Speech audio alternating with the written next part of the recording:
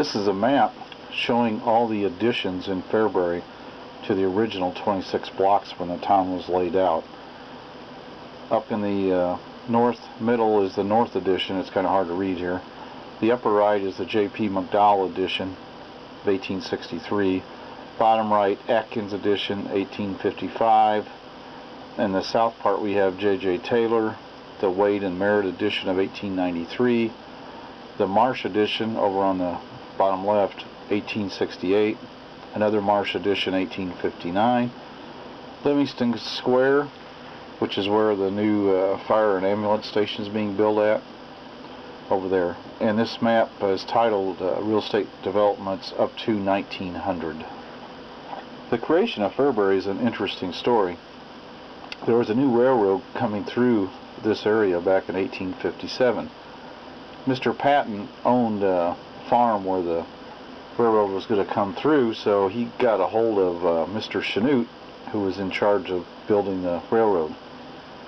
And he made him a deal. He says, if you bring the railroad through my farm, I will give you half the land in town. So they made that deal. But some of the other landowners in the area did not like that idea. They wanted the railroad rerouted. So Mr. Chanute, he was quite a character. He laid the tracks on both sides of town. Then he planned it so his crew sneaked in on the weekend, quickly finished the tracks, and quickly ran a locomotive over the new tracks. Well, on the weekend, the Pontiac Courthouse was closed, so no one could go get an injunction to stop it. And there was an Illinois law that said once you ran a locomotive over the tracks, it could not be removed. So, kind of interesting story how Fairbury was created.